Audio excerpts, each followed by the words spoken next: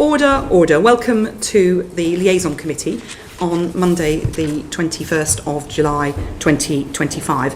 We're delighted to have the Right Honourable Sir Keir Starmer MP in front of us as the Prime Minister to answer questions from chairs of various select committees across the House. Prime Minister, as usual, you would expect us to be on top of our brief. We know that you're on top of your brief, so we don't need the background to every answer. I'm sure you'll just answer the questions that we're asking, and if not, we'll chivvy you along. But I wanted just to start with you seeing what reflections you've got. You've been in post for a year now, and I wondered if you could give us a quick vignette, a picture of what you think the UK, what you want the UK to look like in 3 years' time after the first term or so of your premiership. I want people to feel better off. And there has to be a central focus on living standards. I want them to feel, as they will, that the health service is working much better, is there for them and their families in a way that it hasn't been for many years. And I want them to feel safe and secure both in their immediate neighbourhood and as a country, both our borders and national security and defence. So they're the three things that I'm focused on more than anything else, those three things. I want them to feel that we've cleared up the mess that we inherited after the election. It was a huge mess because we had a broken economy and broken public services, and that we're on the road to rebuilding the country. Okay, thank you. And what about child poverty? What would you like to see as progress on that? Well, I mean, poverty and tackling poverty and breaking down barriers has to be central to everything that we do. People will not feel better off or safe and secure if we haven't tackled poverty. But I'm very clear in my own mind that we must tackle poverty by putting in the support that is needed, but also break down the barriers to opportunity, because otherwise we won't fix the very deep and complex causes of poverty, and that's why it's central to what we are doing. And it's not a one department issue, it's across all departments because it is so complicated and deep rooted. But it's got to be more than just support to deal with poverty as it is today, but also to put in place the measures to ensure that people can get out of poverty and stay out of poverty. And that's why, broadly speaking, the strategy we've adopted has four limbs to it. The first is to increase income, the money coming into people's pockets, if you like, into their household. To decrease costs to them, to strengthen the local support they have, particularly back into work, but in other ways, and to boost financial resilience. And I'm very proud of the fact that the last Labour government drove down poverty, and I'm determined this government's going to as well. Okay, you talked then about working across departments. You've obviously got the missions that you're working towards. What are you personally doing from the centre in number 10 to make sure that those departments work together? Because sometimes in Whitehall you can pull one lever somewhere and it doesn't have the desired effect. It can actually have a perverse outcome. So how are you going to make sure you're stitching those issues together? Well, the first thing is to make it absolutely clear this matters to me, and matters to number 10 is one of the central things that I want to drive, and that our priorities are the three that I set out earlier on. 2, to put in place the cross-departmental working, which is often the most difficult bit. And then to set up the relevant task force. For child poverty, obviously, we've set up a designated task force to look specifically at child poverty, to devise our strategy. And that reports in, so I have oversight of that, so that everybody can see it's a number 10 Prime Minister priority in what we're doing. And it would be your aim to see child poverty reduced by the end of the Parliament? Oh, yes. Thank you. Yes, as I say, the last Labour government got child poverty down, and I want to get child poverty down. Thank you. Florence Eshalomi MP. Thank you, Chair. Thank you, Prime Minister. You mentioned that child poverty is central to that. For every child to be lifted out of poverty, Prime Minister, will you agree that they need to live in a safe, warm, secure home? Remember the tragic case of Awab Ishaq, the 2-year-old that died in Rochdale in, frankly, unsuitable, uninhabitable conditions of damp and mould. And it's welcome that the new government has set its priority on tackling this issue. Prime Minister, when this new regulation is highlighted and brought in later this year, are you confident that this legislation on tackling damp and mould will be enforceable? Yes, I think it's really important, and thank you for highlighting it, because it was a terrible case that in this country, in these times, anybody could die in those circumstances. So that's why we made the pledge to put it into law. We've put it into law, and we will. I don't think we can simply say that that law on its own will do all the work that is needed. That is why we've strengthened what we've put in place for standards in housing across the board, including checks on landlords to do things like electricity safety checks as well. So yes, I'm confident that it's the right law. Yes, I think it is enforceable and will be enforced. But I don't think in any of these fields to do with either housing or poverty, there's one silver bullet that solves all the problems. Because one of the issues, Prime Minister, you may be aware, is that a number of landlords, including local authorities, are saying that they're struggling in terms of the funding and enforcement to carry out those necessary checks. We've heard that the courts, we know that there's a backlog in the courts in terms of residents bringing forward those cases. So just coming back to that enforceability, Prime Minister, as a lawyer, you know, for anything to be enforceable, it has to have the right protection around it. So just wanting to know if there's been discussions in that interdepartmental discussions to make sure that these cases are escalated when tenants bring them before the courts. Yes, there have been, and one of the ways in which I've set up the work of government is to have key ministers on key commitments reporting in to me for a stocktake on a regular basis, where we go through progress, what measures are in place, etc. And housing, as you would expect, is one of those. There are 6 areas where we have these regular stocktakes, and housing is one of them. So the Deputy Prime Minister and her team come into number 10. We have a session where we go through a number of different issues, but decent standards and housing and enforceability is among them. Okay. You'll recall last time we met, Prime Minister, I asked you about the government's decision to freeze the local housing allowance. And coming back to the issue around child poverty, this is an area which is keeping many children and their families in poverty because they cannot afford the rent. The recent data from the local government association responsible for all councils shows that there's a funding gap of around £7 million over the last 5 years. This is a key area pushing many people more into poverty. So I asked you again, Prime Minister, do you think that that was the right decision from a government that's ambitious on tackling child poverty? Look, I think I defend the decisions we've made. Obviously, we head into the autumn. We will get to another budget, and there'll be a chance to look again across the board. But we certainly made the right decision first time around. I think I'd also emphasise something I touched on last time, which is in the end, with housing, we need to build and make available more housing across the board. There simply isn't enough, and that but means the starts, Prime Minister, you may have seen are quite low. We're not building those houses quickly enough, and we will see more people and more children in poverty. We can't build our way out of this crisis. So in the interim, what more can the government do to help alleviate that poverty? Well, that families as I say, facing? there'll be a child poverty strategy which we're setting out in the autumn. We will go into the budget in the autumn as well, and alleviating poverty is a priority of mine. I do think that we need to build more, though, and we have to build more because we've had a problem for many years of not building enough social and affordable housing in this country. And until we crack that problem, we will never be able to get to the fundamental roots of the failures here, and that's why, on that issue in particular, I'm pressing the Deputy Prime Minister very hard.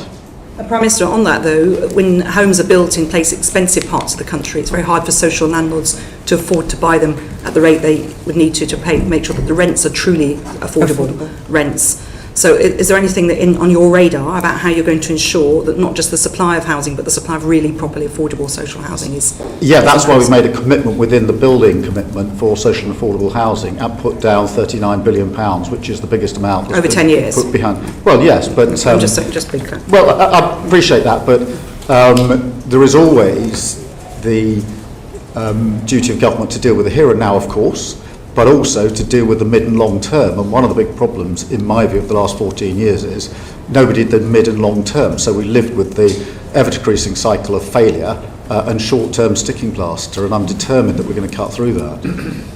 Thank you, Chair. Thank you. Sir Geoffrey Clifton-Brown. Good afternoon, Prime Minister. Good afternoon. Just following on from Francis' last question on local housing allowance. Some 45% of households now face a shortfall between the local housing allowance they receive and the rent they pay. Some local authorities top this up, and that's costing them in aggregate £204 million. But when we did a study, the PAC did a study on this way back in January, your officials at DWP could not tell us what effect the freezing of these local housing allowances would have on increased homelessness, because there must be an effect.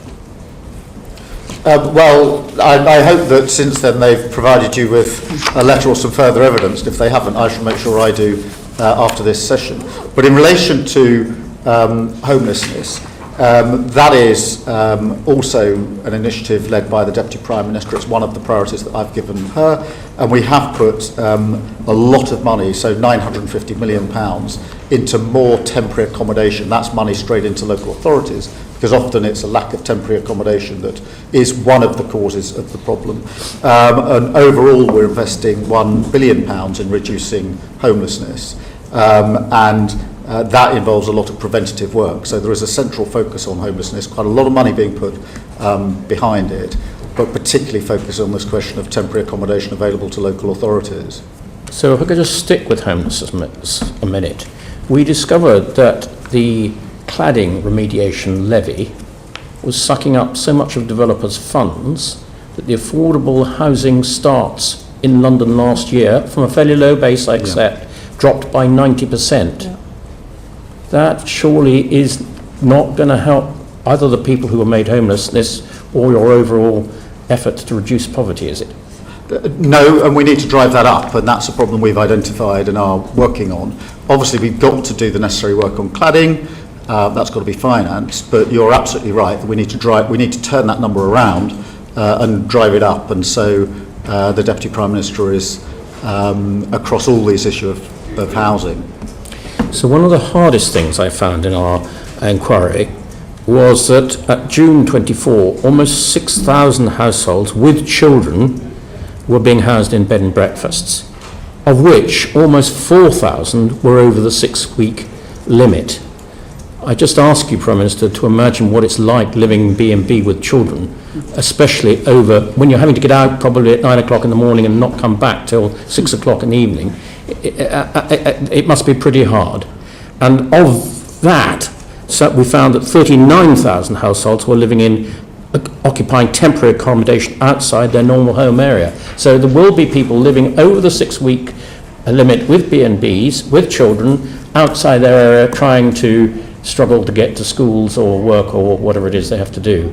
I really wonder, what would you suggest you can do to begin to solve that problem? Well, firstly, let me acknowledge it's a real problem, has a huge impact on families, and not just the physical aspects of living in those conditions and the cramped and small circumstances, but also in very many cases the ability of a child, for example, to get on with their homework and get on at school. So it has not just immediate short-term consequences, it has longer-term consequences, because those same children, once they're struggling at school, will then struggle further down the line in school. That is why it's important that we have put the extra money into temporary accommodation for local authorities to make sure there's a wider range of accommodation. Now, you can't fix this overnight, but you're absolutely right, it needs to be turned around for all the reasons that you've identified, and I absolutely understand. Thank you very much. Just on that, Prime Minister, every homeless child means a child missing school, a child missing out on a vital and welcome breakfast club that your government have committed to, a child or adult missing out on those extra hospital appointments because they don't have a safe and secure home to go to. We are seeing councils at breaking point because of the additional money spent on temporary accommodations. A number of councils declaring bankrupt because of temporary accommodation. This is not sustainable. And I come back to some of the measures that have been taken by the government. So just to ask, do you feel, Prime Minister, then, that we do need to have an urgent reset in local government funding to look at these long-term solutions and key pressures facing councils up and down the country? Prime Minister. Yeah, I mean, firstly, let me say we have put £1 billion into homelessness. That is a huge amount, more than any government's put in for a very, very long time, for precisely the reasons that have been identified by this committee. So there's an absolute commitment on homelessness, and the money was put there in the budget and the spending review to make good on the commitment on homelessness. On the wider question of local authority funding, yes, I do think it needs a review. I've long thought it needs a review, amongst other things. We need multi-year settlements. There are no end of local authorities that say to me, because it's a year-on-year-on-year allocation of money, we can't use the money as effectively as we might otherwise be able to do. I don't know how many local authorities who say to me, until you fix, as we are now doing, the no-fault eviction problem, you'll have a homelessness problem, and the bill will be picked up by local authorities. That's why we brought in the provisions to get rid of no-fault evictions. So I absolutely agree with you. This needs review, it needs change. We've started the process of change. And they would be, as it were, the top contenders that, for me, of what we're getting on with to bring about a material change as quickly as we can. Okay, that's good. So it'll be good to know when we'll expect to see some of those changes and the extra investment, and if it's something that... Well, the investment in homelessness has gone in already. I mean, the money's been made available. When do you expect to see a change? Well, as soon as possible. I've got the Deputy Prime Minister project managing this. We're looking across the numbers, we're getting the money to where it needs to be, but the financial commitment and the political commitment are in place, and the Deputy Prime Minister is pretty focused. It matters hugely to her, it matters hugely to me, and therefore we're driving it through central government. I talked earlier about your vision in 3 years. I mean, you're saying in 3 years, in the next year, you'll see a difference. When do you think we'll see the actual difference on the ground? Because in homelessness or living standards more generally? Well, on this particular issue, on housing and temporary accommodation. I want the money going into temporary accommodation, I want to see having immediate effect. In other words, more accommodation available. Now, obviously, it'll take some time to get it into place. But where is this accommodation going to come from? This isn't a delayed project. Well, in terms of what can be built, what can be arranged, what can be taken by councils and repurposed is a central focus of what we're doing. But I'm impatient for this change to be driven through. There's no desire on government for this to take any longer than it needs to take to be done effectively and properly. It's just that we've got Home Office bidding for homes for asylum seekers, we've got councils bidding for the same properties. Everyone's driving up the price, driving up the cost. I know, which is why I'm so furious at the last government for leaving tens of thousands of asylum seekers unprocessed with nowhere to live other than accommodation paid for by the taxpayer. Are you planning to build homes or put people into... We have to do a number of things. We do have to build, of course. But that won't happen in the next year. We have to take over other accommodation. We have to drive down the asylum lists. There is just a big pinpoint before. What other accommodation precisely are you planning to take over to provide temporary accommodation for families? Oh, there's lots of housing in many local authorities that can be used, and we're identifying where it can be used. But I mean, have you got any examples you can give us? No, but I'll write in and give you details. Because I have to say, certainly in a number of our local authorities, already picking up from around the table, there isn't a lot of spare housing available. If there were, councils would be able to be dealing with it by now. Well, exactly, which is why leaving a huge tens of thousands of unprocessed asylum seekers that need to be housed is a huge problem for this government. So you'll be putting the homeless families into those hotels? No. We're looking at what accommodation is available, and I'll make sure that we send a detailed letter. Okay, well, we certainly look forward to receiving that detailed note. I'm sure councils will be breathless waiting for it. Helen Hayes, MP. Thank you. Good afternoon, Prime Minister. My committee has just completed an inquiry on children's social care, and as part of that inquiry we heard really devastating evidence from care-experienced young people who experience a cliff edge in support at the age of 18. So, for example, a young person told us how she had to give up her A-levels because she had to work in order to pay rent to keep a roof over her head. I hope you would agree that that is a choice that no young person should have to make. And as a consequence of that evidence, my committee's recommended that young care-experienced people need more support at the age of 18, both with accommodation and with their living costs, to stop them being trapped in poverty for a lifetime. Is that a recommendation that you agree with, and how would you progress the urgently needed additional support for young people leaving the care system? Well, firstly, I absolutely agree with the identification of the problem that you and your committee have put forward. Lots of children coming out of care essentially go off a cliff edge from having support when they're in care to almost none, and we've got to, in my view, change that so there's support and it's graduated as they come out of care. I haven't looked particularly at the recommendations, but I will make sure that they are being looked at and obviously give you our full response to them. Thank you. So we welcome very much the government's commitment to youth guarantee to support young people into education, employment or training. But we are really concerned about some of the additional barriers that young care experienced people face, often as a consequence of trauma that they've suffered earlier in their lives. And the evidence that we've seen would point to the government's decision to withdraw universal credit from under 22-year-olds as having particularly harsh impacts on increasing poverty amongst care experienced young people. Our report recommends that group of young people, actually numerically a very small group of people, are removed from the exemption, from the decision to withdraw universal credit so that they can still access that support when they need it. Is that something that you will be prepared to take forward? Well, I'll certainly have a look at the recommendation that your committee has made. I do think the youth guarantee is a hugely important part of what we're trying to do, but we'll certainly look at your recommendation. One of the issues is that the mental health support often isn't there for those young people who've experienced trauma earlier in their lives, and it is very difficult for them, if they're living with trauma, to be able to take advantage of opportunities that might otherwise be available to them. And that's why we're looking particularly at that safety net for care experienced young people, because this is about avoiding them being trapped in poverty for the rest of their lives. Is this something you'd be prepared to pick up? Yeah, I mean, as I say, we'll look at the recommendation your committee has made.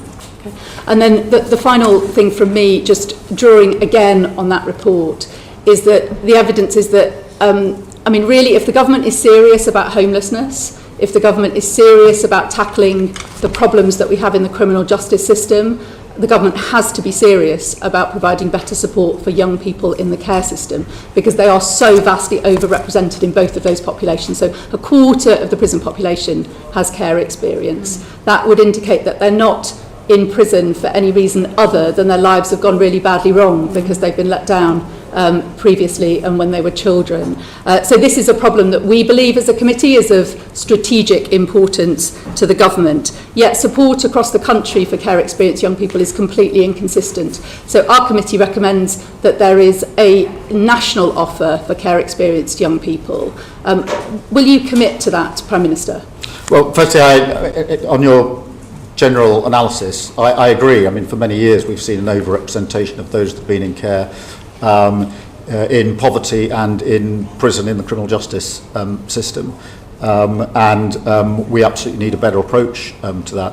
Whether a completely national approach is right or wrong, I don't know. I'll certainly have a look again at what your committee has said about this and make the relevant inquiries. But we do have to improve the chances and opportunities for those who've been in care and come out of care. And it starts obviously with what has been a cliff edge for many of them, but then continues with quite deep-rooted problems very often for the rest of their lives.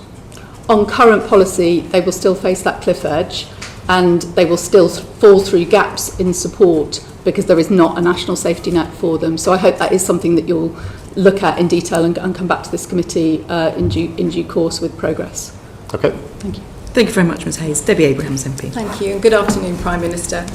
Since you were last before us, Prime Minister, my committee published our interim findings on the Pathways to Work inquiry in May, where we expressed our considerable concerns about the imminent UC and PIP legislation, and particularly in terms of the changes in eligibility of these benefits, with the potential of pushing 250,000 disabled people into poverty.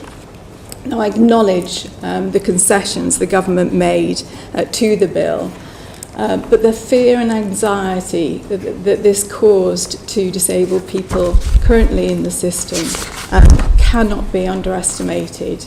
I just wondered what you'd like to say to them now and what you will be doing differently in the future. Well, it's very important that they feel secure and supported, and that is at the heart of what we are doing in the changes we're making to welfare and related areas. I want to see more opportunities and more support put in place. And some of that will come from the state, some of it can come from employers. I'm absolutely clear in my own mind there's more that employers could do and the state can help them to do to encourage those with disabilities to come into work and to retain if they are in work. And I've seen good examples of that myself, as no doubt you have, but not enough across the country. So we need to do more. Thank you. Well, on that very point, you'll be aware that there is still projections that your government has put forward that estimate 50,000 newly disabled people in April next year will be pushed into poverty because of the reduction in the UC health element of the bill. Now, you mentioned about getting more disabled people into work. Charlie Mayfield, who, as you know, is doing the Keep Looking Working review, not to be published until later this autumn, Prime Minister, has said it will take several years before the labour market changes in order to allow more people to be employed, disabled people to be employed, but also to retain disabled people. So my question to you is, several years, 8 months, what are we going to do to mitigate against the potential pushing of another 50,000 people, disabled people, newly disabled people, and their families into poverty? Well, I think the Mayfield report is coming in the autumn with the final recommendations, so we obviously need to look at that piece of work, and that is focused, as you know, on what employers can do. I don't accept that everything is going to take years. Some changes do take years, but not all changes take years, and we have to do work in the interim to give that support to those with disabilities. What specifically had you in mind, given that we've had a disability employment gap for, well over 10 years? Well, I think there's a lot of work can be done with employers to encourage them to take on and to retain. That doesn't need primary legislation. I've seen pilot examples of it across the country, which I'd like to see many more of, that have been very, very successful. So, yes, I accept that, if you want to pass legislation, it'll probably take some time. I don't accept that every change that is needed, some of them that I've seen for myself have been quite effective, don't need legislation at all, and I think we can get on with that as quickly as possible. The Mayfield recommendations will be on with us, obviously, later this autumn. Can you give an example, Prime Minister, on that? Yes, I'm aware of the Trailblazers examples, and again, these are pilots and tens of thousands, not the hundreds of thousands that will be affected next April.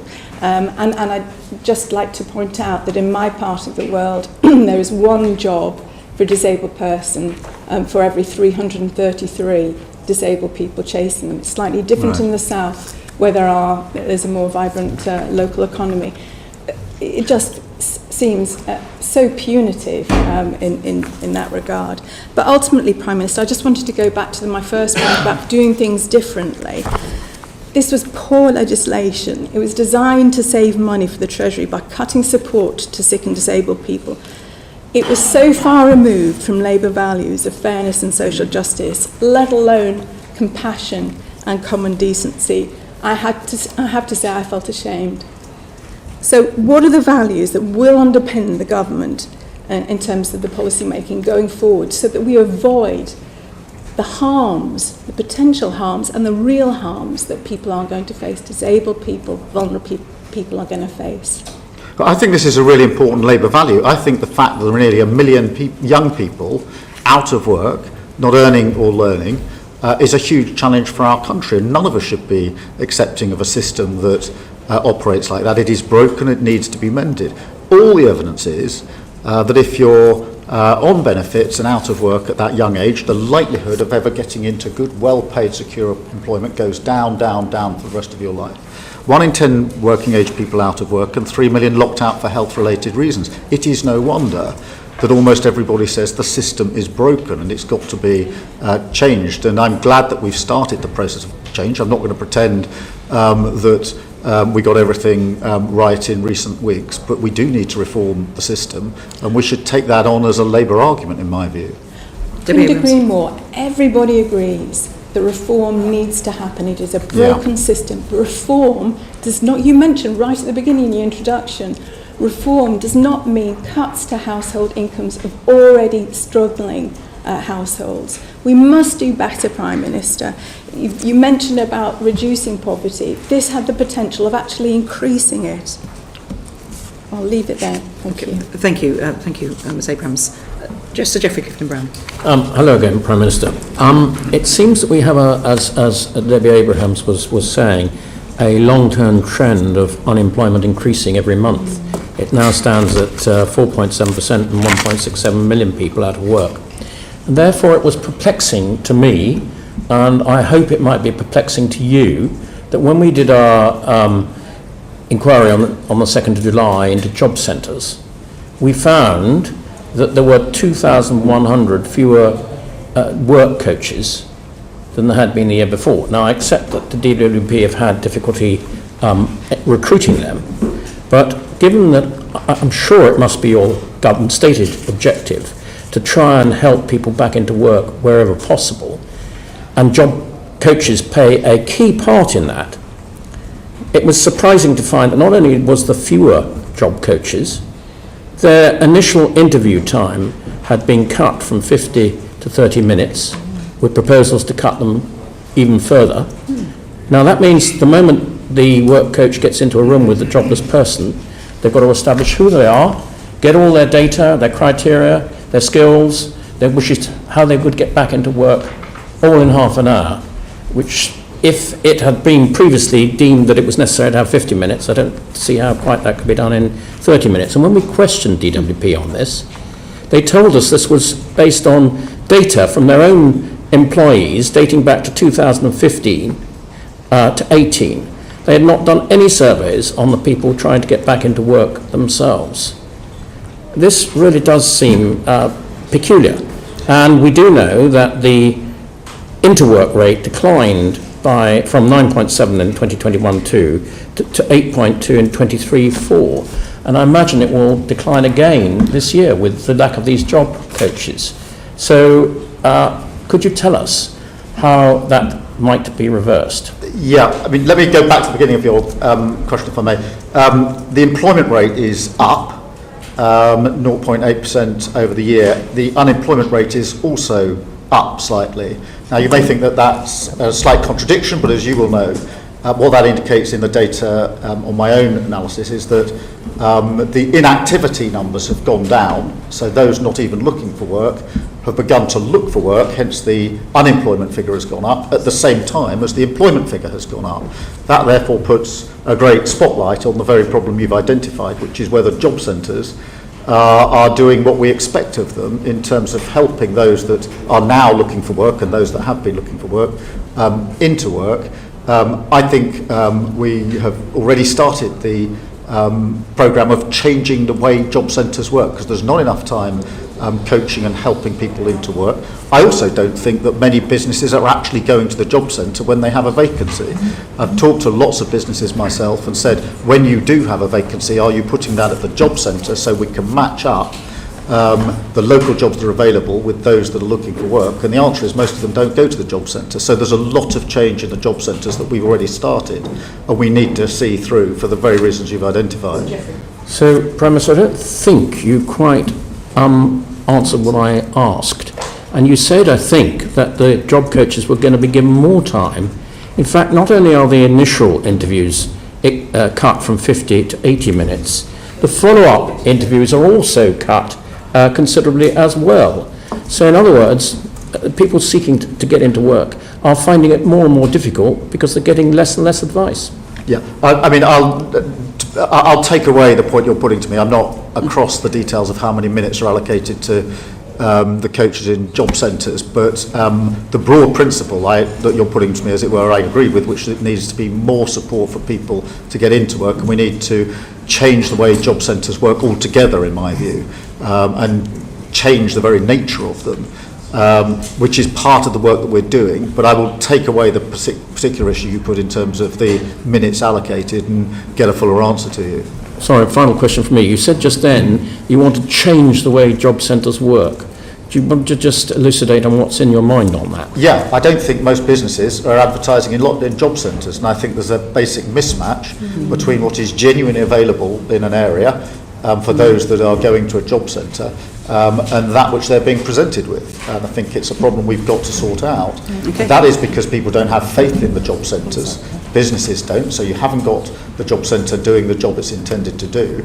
I also want to, whether it's minutes allocated or whatever it is, I do think there's more support, and we've allocated money to support people into work, and that needs to be used much better in my view.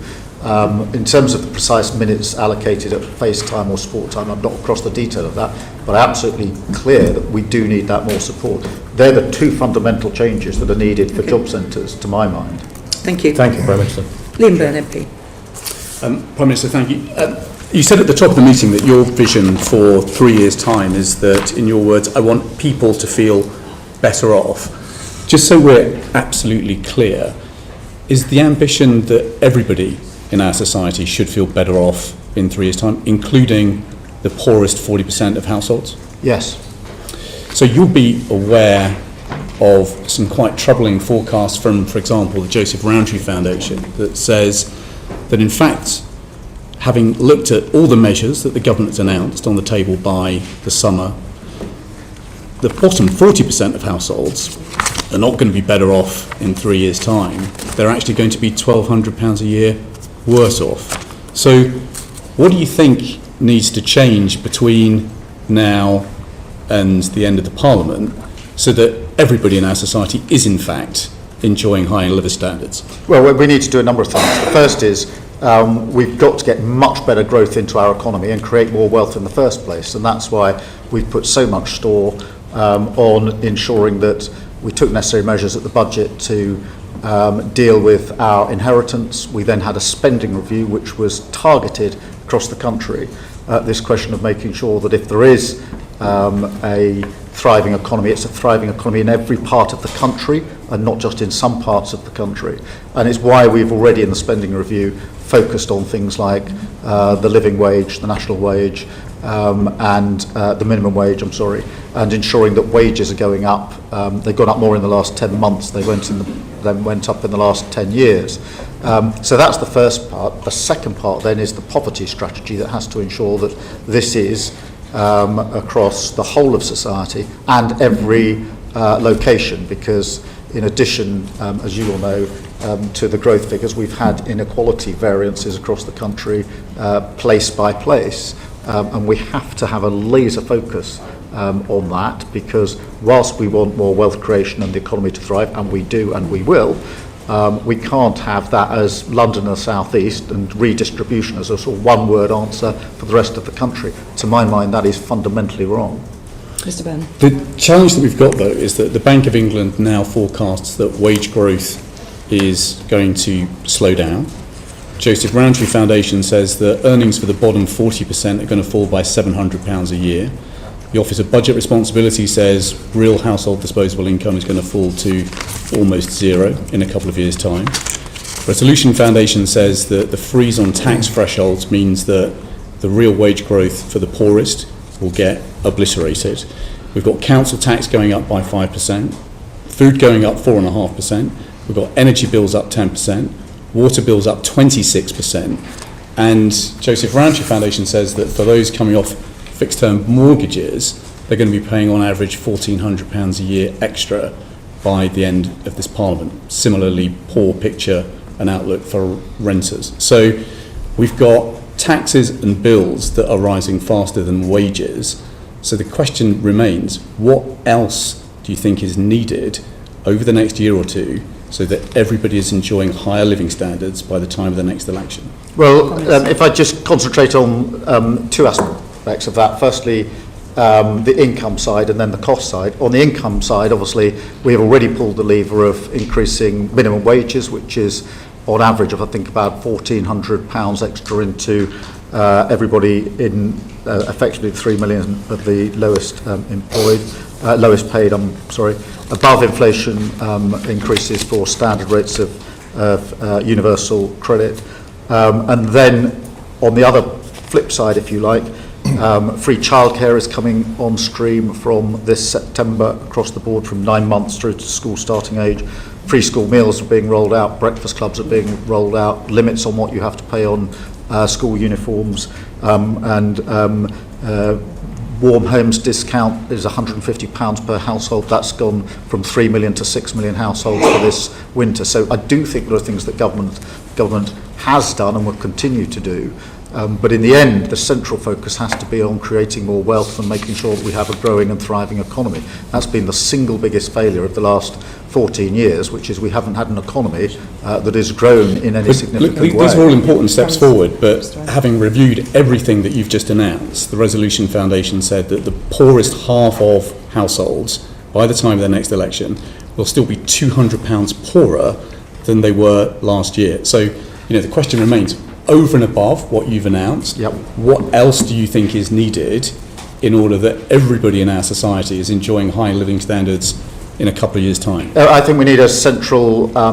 poverty strategy, and we're putting that around the child poverty strategy, which we're rolling out in the autumn. But you could cut people's taxes. I mean, if we taxed investment income in the way that we do work, if we tweaked up capital gains tax so that it was fairer, there would be enough money to deal with the fiscal pressures that we forecast and deliver a big, bold working class tax cut, just as they delivered in Australia.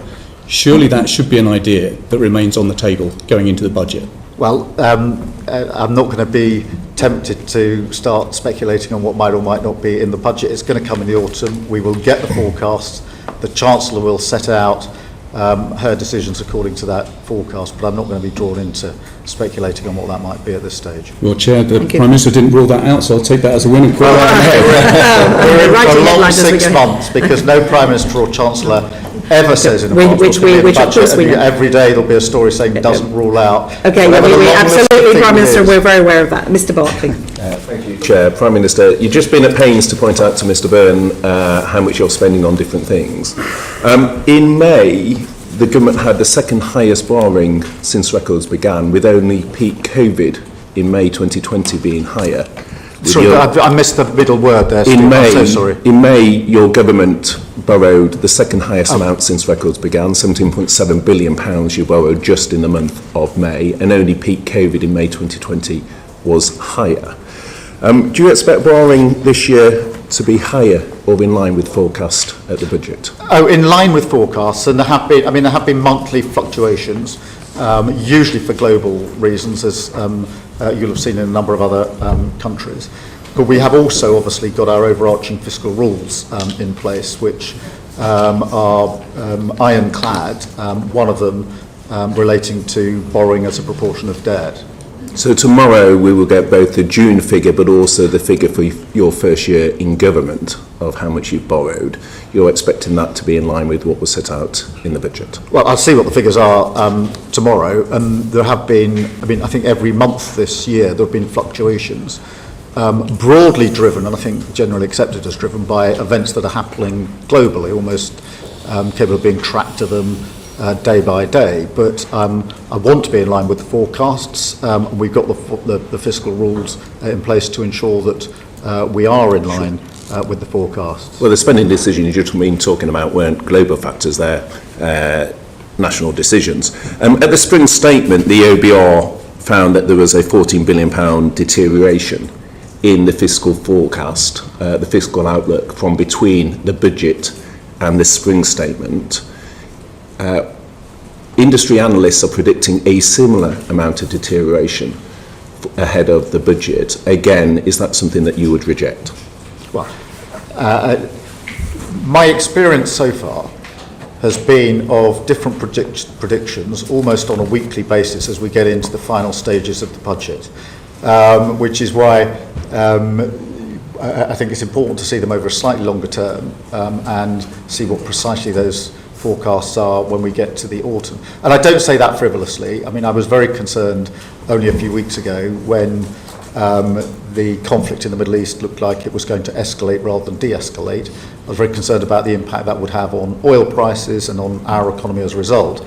And therefore, I do think it's important for us to see this over a slightly longer term. We're tracking it, as you'd imagine, people would accept very, very slight closely. Variations. What I'm trying to tease out is whether there's a trend, and you're rejecting, for example, pretty widely accepted industry analysts that there's an expected further deterioration. For example, ING had predicted a further 14 billion. You're saying that's quite wide of the mark. Well, let's see what the OBR's forecasts are in the autumn. Right. As I say, my experience is that those forecasts change on a pretty regular basis, often according to external factors, and trying to guess now what the forecast might be in the autumn is fraught with all sorts of difficulties. Fine. In terms of consistency then, given other things change, is it reasonable to say, with regard to the fiscal headroom that you set out, that as a point of principle, you feel that there should be a reasonable amount of fiscal headroom? Yes. And you took measures to restore the headroom in the spring statement. Was Yes. that because the fiscal headroom you put in place at the budget was too insufficient? No, I don't think so. I'd generally point out that the fiscal headroom we put in the budget was considerably more than the last government put in their last budget by some measure. But then there was a lot of fluctuation in the early part of this year, particularly with conflicts in different parts of the world, but also with the immediate after effects of the tariff decisions that were being taken, for example, in America, had an impact. And it was right, in my view and the Chancellor's view, that we retained the fiscal headroom. Okay, so even though the headroom at the budget was insufficient and you, in my view, rightly took measures at the spring statement to restore it, the OECD are wrong when they said last month, again, pointing to how thin the fiscal headroom is. Again, you feel both industry analysis is incorrect, and you see warnings from the likes of the OECD as incorrect in terms of suggesting it is way too thin. No, I'm not saying they're incorrect. I'm just saying I think it's important for us to look at it in the round and over the slightly longer period. I do think it's important to have that headroom, which is why we put it in the budget last autumn, and why in the spring statement we took the duty to put that headroom back in, which is what we did.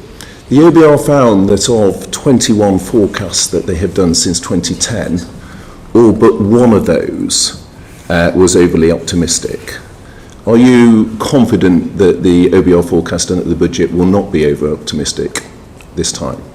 Well, I don't know. I mean, look, that's a matter for the OBR. They make the forecast. They're there for a purpose. And we obviously take what forecast they put in place and act accordingly.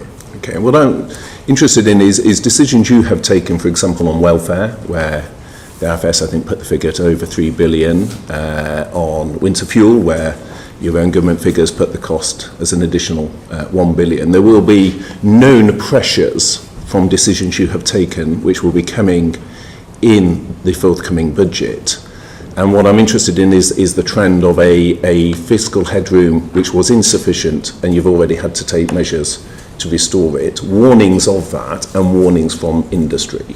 And again, without getting into writing a budget ahead of October, I'm interested in the trends and whether you're concerned. No, I mean, I around those am, Stephen. You've been in this position preparing for budgets, and you will know the experience, which is that there are forecasts that, as you lead into a budget, begin in the end come on a weekly basis and fluctuate week to week, literally, and therefore. My experience of the budget and the spring statement is to focus intensely on the forecasts when we get them and prepare for them now according to our fiscal rules, which is what we're doing. Well, you would accept that the size of gap we're talking about is more than mere fluctuations? Well, look, back in the autumn, the OBR predicted one thing. By the spring, it predicted something else. By autumn, they will give their prediction going forward from there, and we have to work from that forecast. But that's been consistent in a deteriorating line. That's the concern. It's not been fluctuating and getting better for some other time. It's been consistently deteriorating. Well, different forecast different things. Nobody forecast that we'd have the highest growth in the G7 for the first quarter of this year, but we did. And I'm pleased about that. And I think the measures we're taking can create the conditions in which we can improve on that in the autumn and the budgets thereafter. Okay, so optimism, Prime Minister, for the future as well. Of course. Okay, thank you very much. Dame Caroline Dinage. Thank you very much. Good afternoon, Prime Minister. 86% of charities say that they are seeing an increased demand for their services. Meanwhile, fewer people and fewer corporations are actually donating to charity, and their overheads are going up. What's your government going to do to support charities? Well, it is important. I think over half of the charities have been exempted from the national insurance rises. We are looking at what we can do on sort of business rates, etc., for charities and put in the support that they need. That's it. Well, there's probably other things as well, and I'll write to you with further stuff. I mean, you say that half of charities have been exempted from the national insurance contributions, but there are 44,000 registered charities that have an income over £100,000, and the National Council for Voluntary Organisations reckons that the next increase is going to put their payments at 1.4 billion.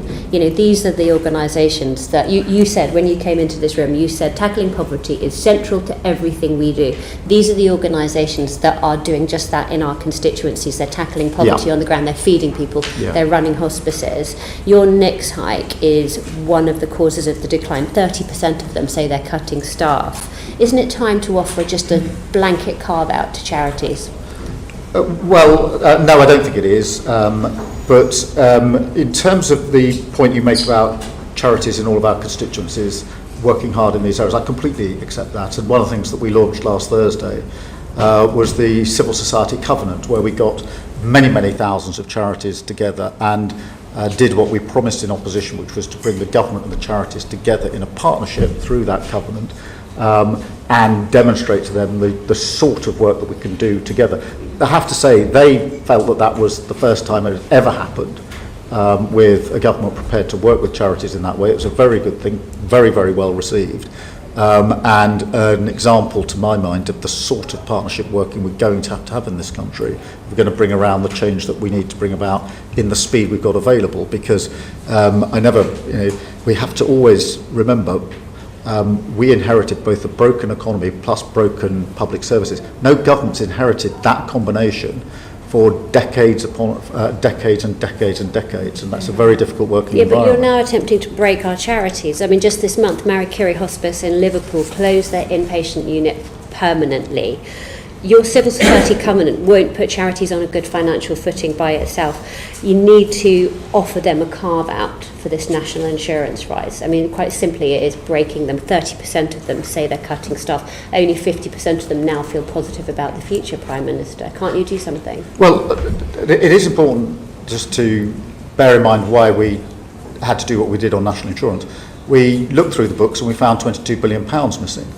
And we had to do something about it because that's a serious problem. But you can't do it on the back. We addressed that at the budget. At the same time, we used the money from that NICS increase to invest hugely in our NHS. Hence, we promised 2 million extra appointments in the first year of Labour government. We've done 4.5 million.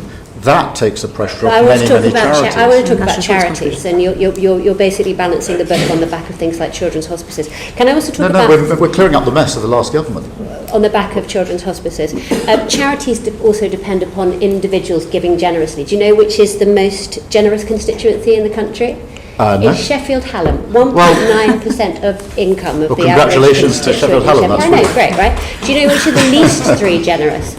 The least three generous are Kensington and Bayswater, Chelsea and Fulham, and Holborn and St Pancras, Prime Minister, each at around about 0.5% of their income, about half of the average of the country as a whole. Now, we know that you and your colleagues aren't adverse to being on the receiving end of a little bit of philanthropic giving. How would you persuade people in wealthy areas like yours just to dig a bit deeper?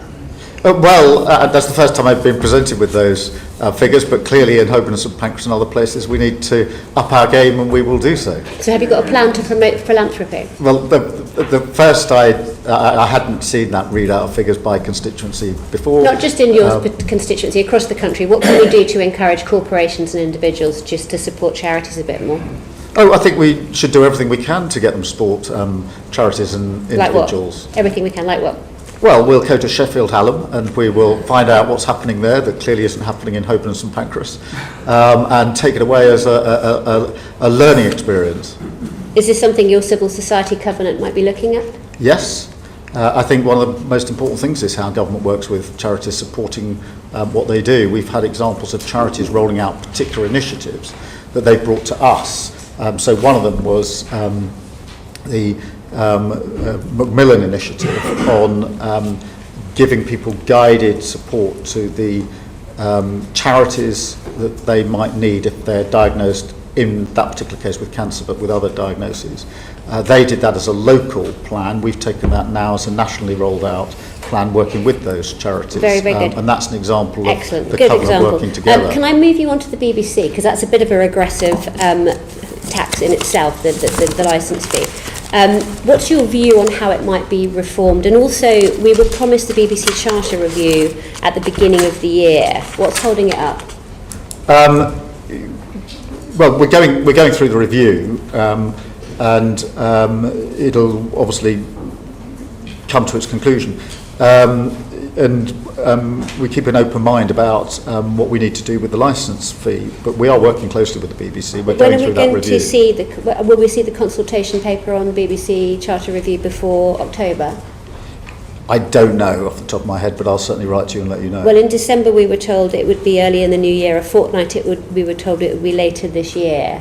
So I will try and get a more accurate date for you. Do you know what's holding it up? No, I'll try and get you a more accurate date. Okay. Okay, thank you very much, Dame Caroline. Ruth Cadbury MP. Thank you. Good afternoon, Prime Minister. In answer to questions on poverty earlier, you acknowledged the need that earnings growth and economic growth has to happen across every part of our country. Now, away from large city centres, people who don't have access to a private car are dependent on minimal and sometimes non-existent local bus services to get to work, training, take their children to childcare, and to get to affordable shops. In the Transport Committee inquiry on buses, we've had evidence that to our inquiry that 56% of small towns in the southwest and northeast are complete public transport deserts, and that this lack of buses impacts on the growth of those small towns. So how is the government going to ensure that its current bus reforms actually close the gaps around the country in the way that is happening in Ireland, and that the buses bill doesn't just prevent more decline in the inadequate status quo? Well, firstly, I think I'm right in saying more people use buses than any other form of transport, and therefore it's hugely important, particularly in rural areas, but just across the piece. And there is a direct correlation between that sort of travel and building the local economy, so it's vitally important. We did invest a lot of money in the budget in buses, and the spending review set out, I think it was £900 million of investment. But there's also, in direct answer to your question, I think a number of other measures that we've taken that are important. Capping at £3 the bus fare until March 27 is really important.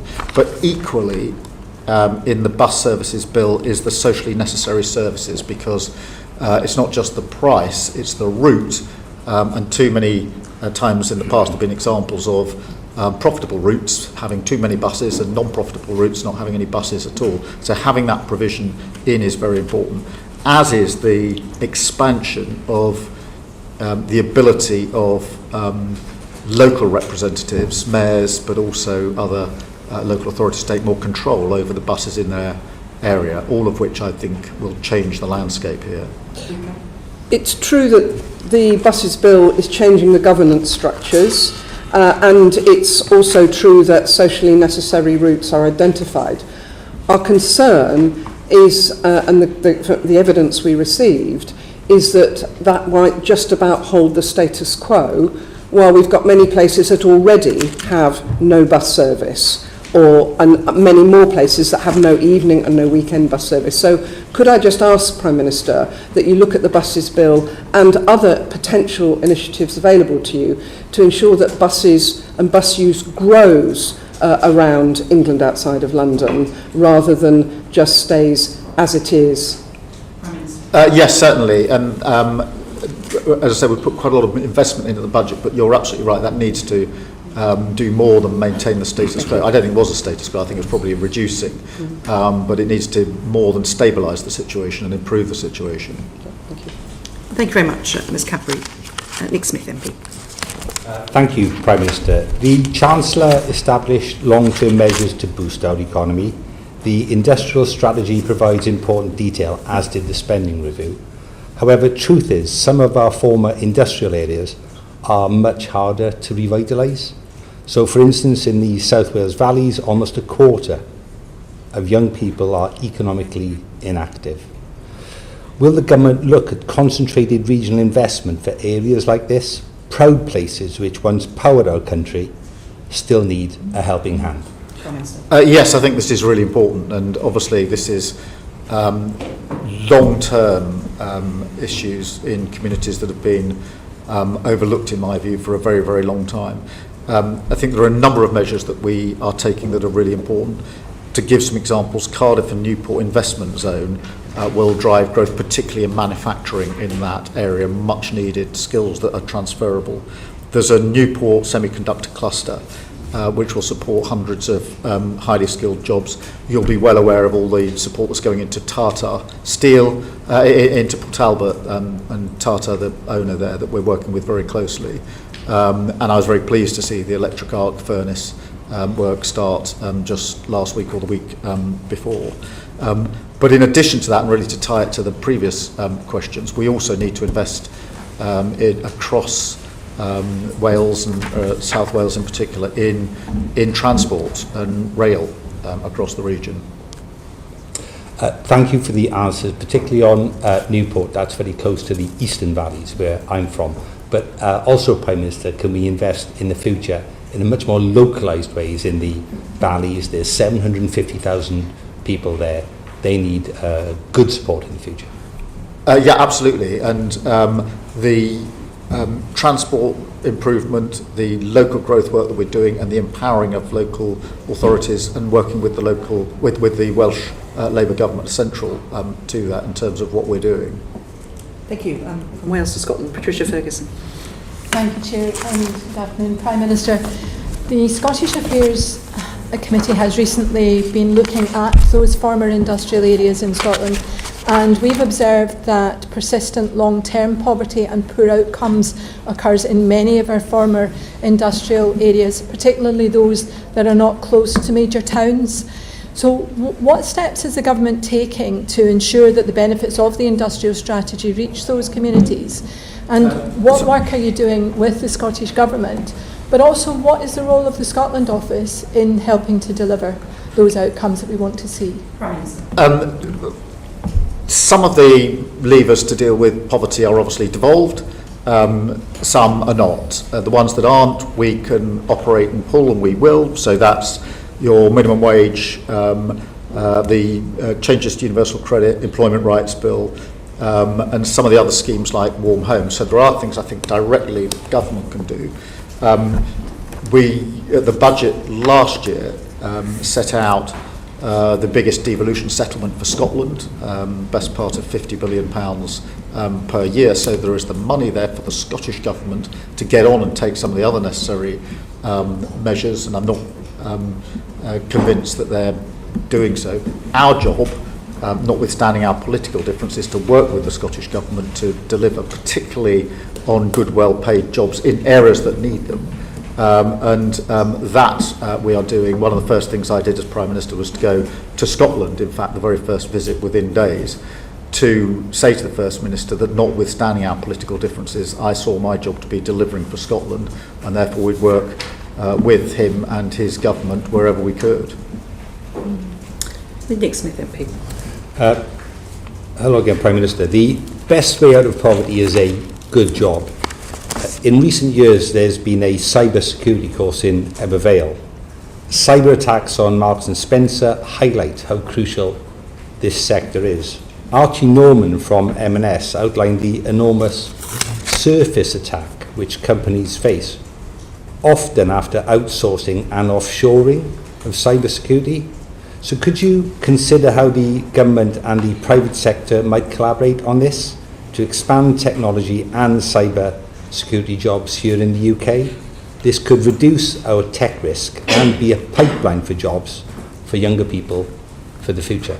Yes, firstly, I think it's a really important issue because there are very many more cyber attacks than most people appreciate, and there are serious security risk. Marks and Spencer is an example, or plenty of others.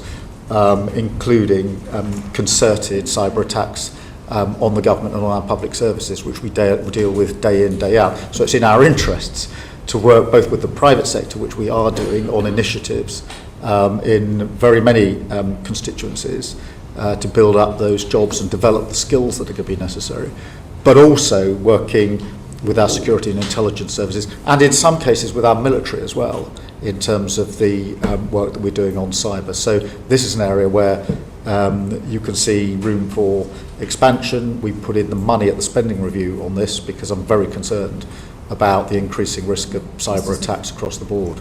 Mr. Smith. Just to emphasise, however, this issue of outsourcing and offshoring of cybersecurity, if you could please go back to the private sector about that, I think that'll help a lot across our country.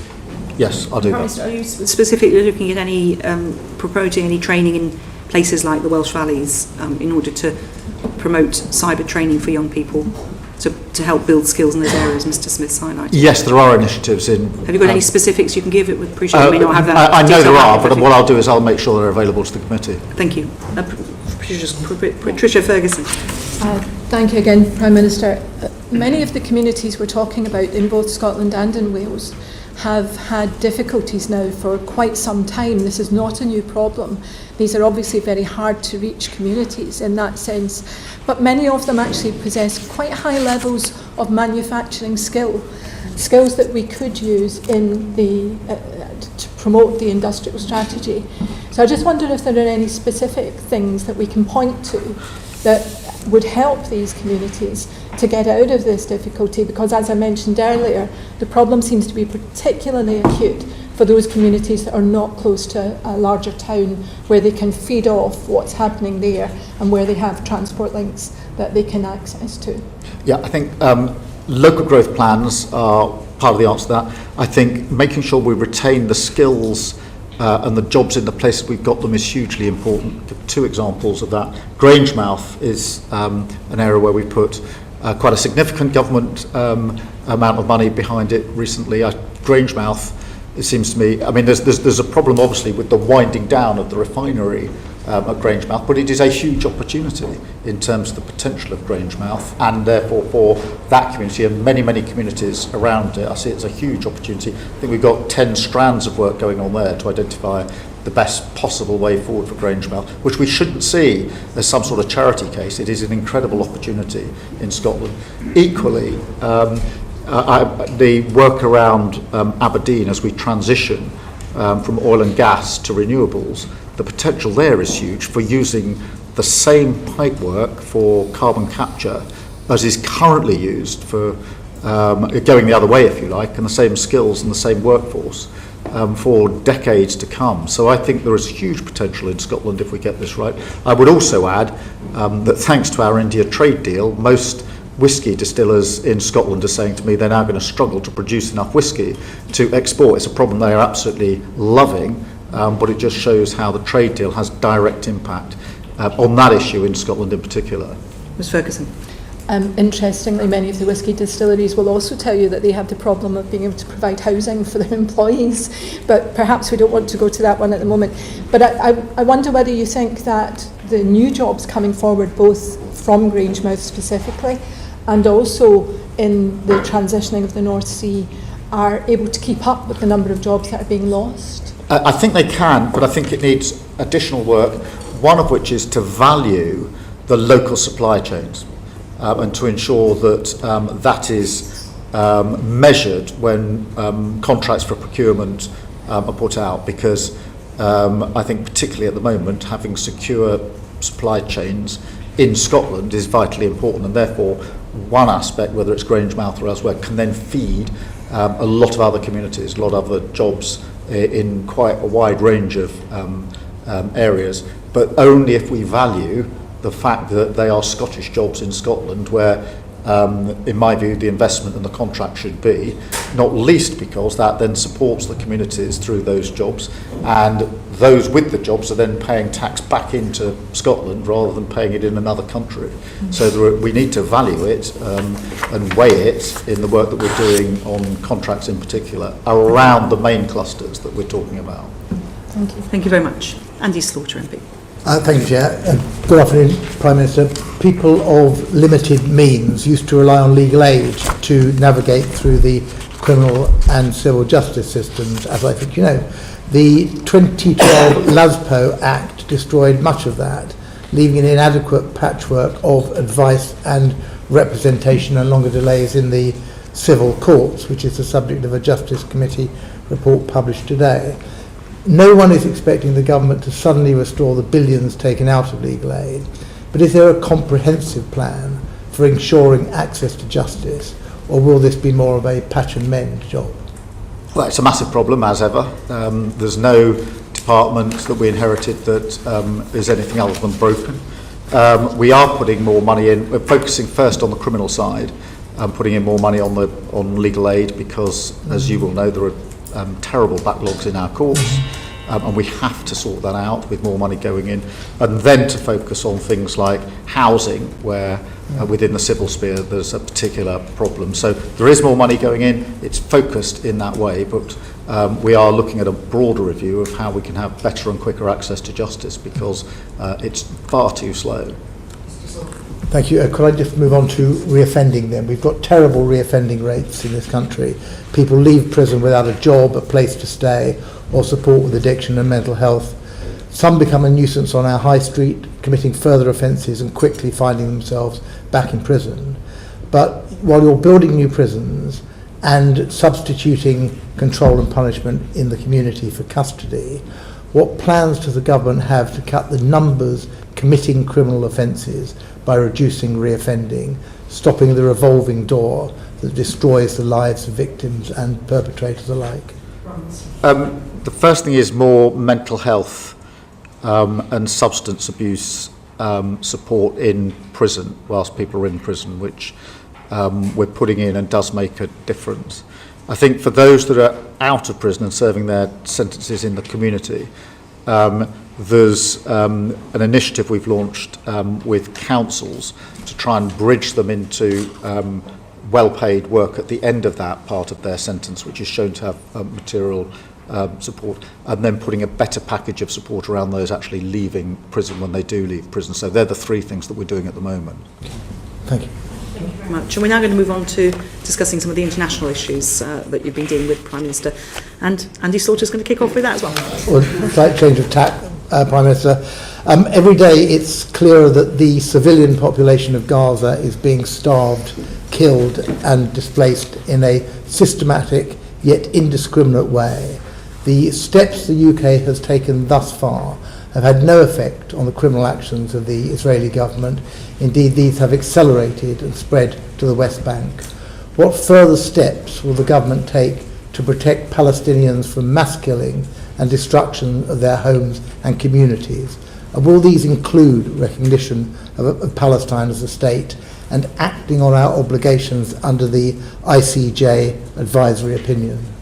Firstly, we need, in direct answer to the first part of your question, we need a ceasefire, and we need it straight away, because that will create the space for the remaining hostages to be released. They've been held for a very, very long time. It will create the space for aid to get in at speed and at volume, which is desperately needed. And equally importantly, create the space for a political process, which, to my mind, is the only long-term way to get a sustained peace in Gaza, and we mustn't forget what's happening in the West Bank as well. I do think, in answer to the second part of your question, that it is important that all countries, including ours, play a leading part in bringing about the peaceful settlement that we want. And obviously, on the question of recognition, we are and have been for a long time committed to that as part of the process, as a contribution to the peace process at a time most conducive to the prospects of peace. We are working with others on how we get from where we are now to a two-state solution, which is the only viable option to my mind. And I think that we need to use the coming weeks to push further on credible plans for the next phase of Gaza. If we get to a ceasefire, we need to push past that and on to better regionally supported reconstruction efforts and supporting of the Arab plan. And I think we should play a leading part in that. I think, if I may, you began by talking about a ceasefire, which is absolutely right, because that is the sine qua non here. But we hear a lot of words, and there's been another statement, I understand today, a joint statement with 25 countries, but people are asking for action. You must hear that, and certainly Foreign Secretary hears that every week in the House of Commons, and we have yet to see any steps that have led the Israelis to take action on a ceasefire. Indeed, the opposite is the case. Every morning brings new horrors and new atrocities, new displacements, new deaths of civilians queuing for food in that way. And they're looking to you and to this government to try and provide something which makes that ceasefire happen. What will that be? Firstly, let me be clear, the situation on the ground in Gaza is intolerable on so many levels. And we make that absolutely clear in all of our exchanges with Israel and with other countries. Whether that's the deaths for those that are queuing for aid, whether it's the plans to force Palestinians to live in certain areas or excluded from certain areas, they're all intolerable and absolutely wrong in principle. We have taken action, as you know, in terms of sanctions, in terms of what we're doing with arms sales, and we are working hard with allies to ensure we bring about a ceasefire. That is not straightforward, as you will appreciate. It is important that we're working with the Americans on this, as you would expect. But we need to get to that ceasefire to create the conditions for everything else that needs to happen, and we'll continue to do so. It is a really important part of the work that we're doing on a day-to-day basis. We should have responded to the advisory opinion by now. It's over a year since that was issued. Well, I mean, there's a lot in it, and we're working through it, and we will respond in due course. Thank you very much. Dame Emily Thornbury. No one can deny that our relations with the Europeans are a lot better than they were a year ago. It's much warmer. We've had the state visit of Macron, we've had Chancellor Merz and his new treaty, we've got the E3, we've got a European summit that was a great success. So since we're on a roll, what are we going to do next? If we can agree food standards with the Europeans, at the next EU summit, can we agree some others? Can we agree something on medicines or chemicals or anything else, really? Well, firstly, I do think we've made real progress, and I'm pleased that we have. We said we would reset the relations with our partners in Europe, and we've done that through a successful summit in May.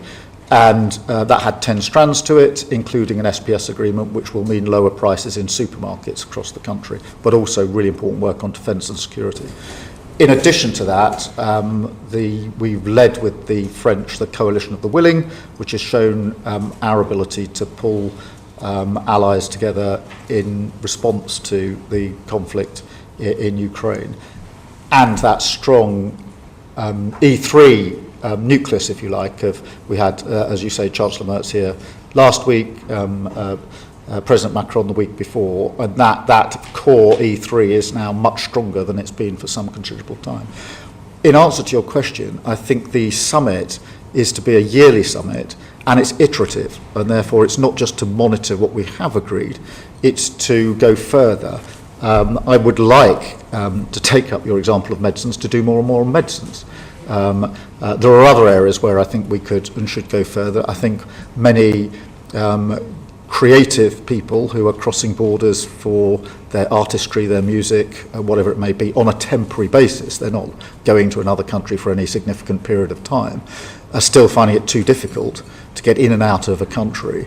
I hope we can make some progress there. They're not the only areas, but these are common sense changes that we could make to our arrangements with the EU, which had, in my view, very little to do with the vote in 2016, and where by resetting the mood in Europe, we now have a chance of going further. What would a better relationship look like in terms of defence with the European Union? We need Firstly, to ensure that the commitments to spend more are common across Europe, which I think we are doing. We certainly achieved that at the NATO summit.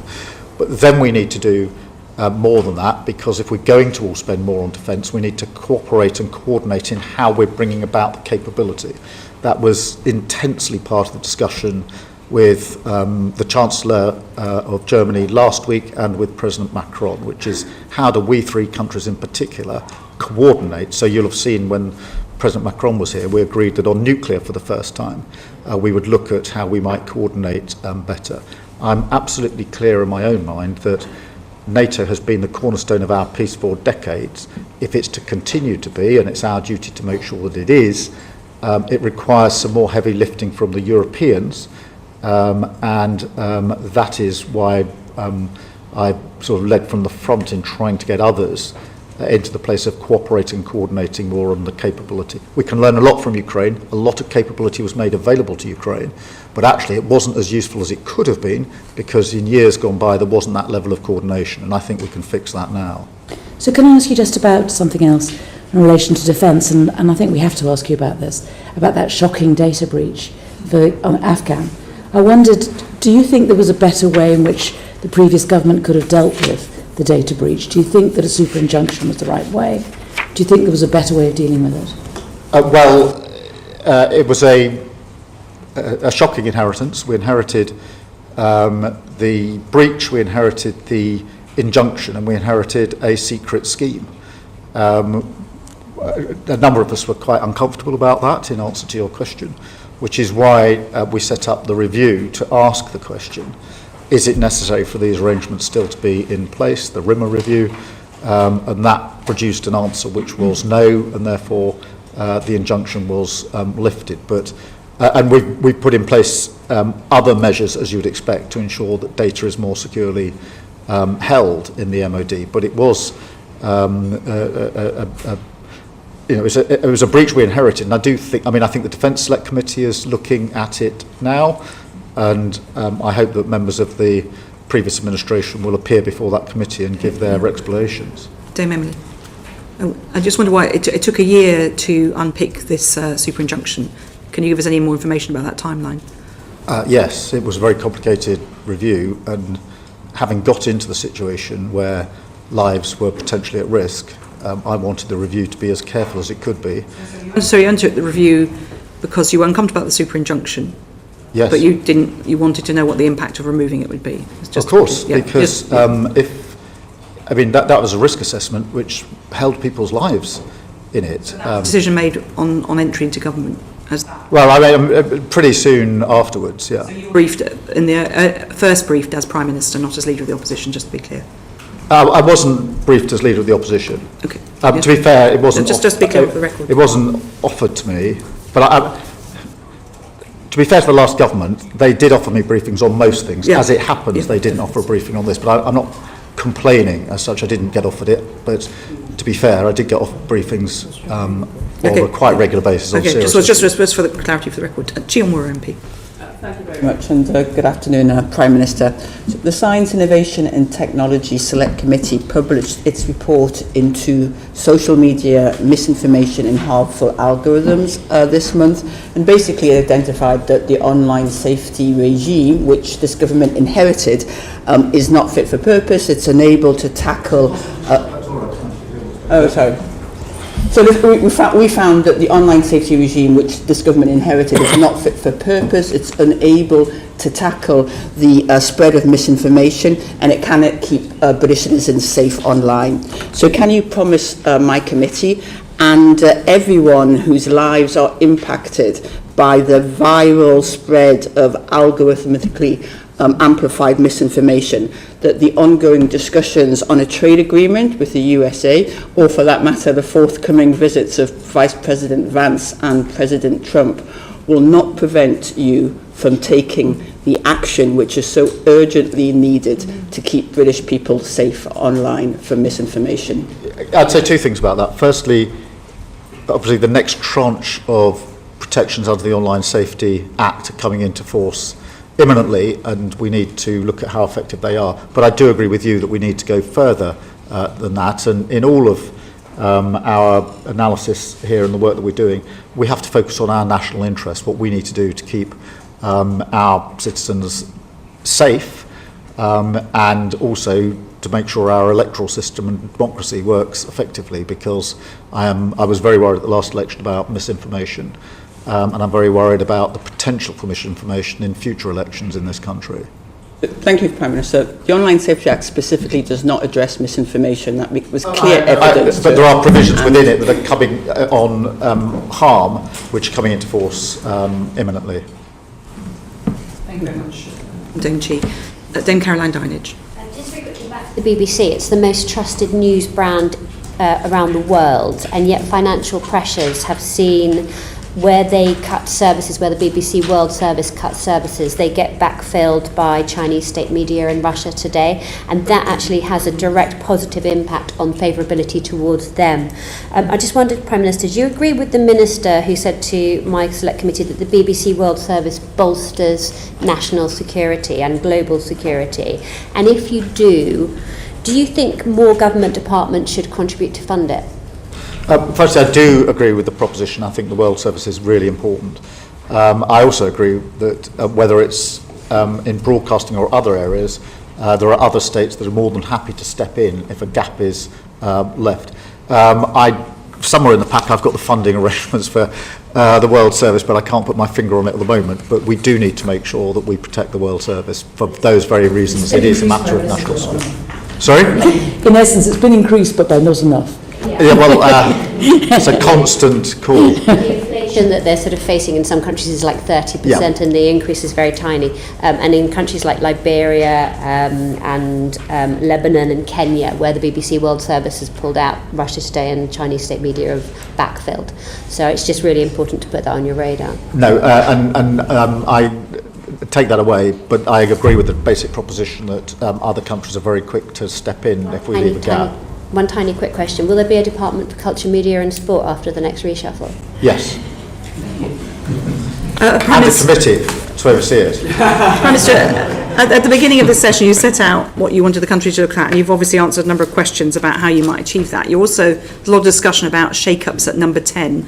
Do you think, given what you've laid out and the challenges that the country faces, there may be a benefit to bringing in ideas from outside number 10 and Whitehall, and how are you proposing to do that, if so? I think there's always room for bringing outside ideas into number 10, whether that's from the private sector, particularly those that are running businesses, whether it's from our mayors and local representatives across the country, whether it's from making better use of parliamentarians. I think there's always room for improvement and bringing in the ideas of others. I think that where people have experience on the ground, it is invaluable to hear what they say about what we are doing, we're proposing to do, and to take that on board. When you were in front of us at Christmas, you'd done 5 months. Now you've done a year. Given what you've just said, is there anything that you would have done differently, sitting where you are now, knowing what you know, compared with the 5th of July 2024? Well, I mean, we had the most terrible inheritance. And I know some people don't want to hear it anymore, but if you think about Blair, he inherited an economy which was getting better, but public services which were broken. Cameron inherited good public services, but the 2008 crash. We inherited broken public services and a broken economy. So we had to take some difficult decisions in year one, and I'm not surprised that that's been hard in places. But at the same time, we've delivered incredible numbers. Are you saying you would do nothing differently? Because I mean, you just talked about bringing people in from outside Whitehall to help shape the agenda. Is that something that you want to do more of? Well, yes, but I do. I mean, if I may carry on, we've done 4.5 million extra appointments on the NHS. That is remarkable. Nobody thought it could be done. But a 10-year plan for the NHS. So you talked about wanting to engage with Parliament more, for example. Is there anything in it? Just, I mean, it's not. Over a year, you've had a chance to do this huge, the biggest job in the country, very big challenge, huge challenge. Is there anything you would, what different approach you've taken now you've had to sat in the hot seat? Well, I think we could engage Parliament more. I don't doubt that, but I do think it's important for us to remind people of what improvements we have done to the NHS, what we've done on free school meals, breakfast clubs, childcare, school uniforms, what we've done in terms of the investment we've put into road and rail, the fact we got 3 trade deals with countries which many governments tried to get deals with and didn't achieve that. And we've had £120 billion worth of inward investment. That is a record, all-time record of inward investment. And sometimes one of the mistakes we make is not shouting and loud enough about what we are achieving. We in the Labour So from that Party list focus on of achievements, what's been your best moment in the last year as Prime Minister? Walking into Downing Street and taking up the job of governing. And I wouldn't swap a single day in government for years and years in opposition. And what about your worst moment in the last 12 months? Well, every Prime Minister has challenges, both good and bad. What's the most difficult thing you've had to deal with? The worst thing was when my brother died, which for me brings the private and the public into a very tense conflict, and that was difficult. Well, thank you very much, Prime Minister. Thank you for your time. We hope you get a bit of a break over the summer. Oh, no, you didn't. I say that hopefully every time. I every thought Prime at the beginning Minister. of the summer holidays last time, but it didn't work. So I'm not saying anything Thank this you time. very much indeed. If the public could stay behind, please. Order. I should say the transcript should be available hopefully tonight, if not tomorrow. So thanks to our colleagues at Hans Thank you, Prime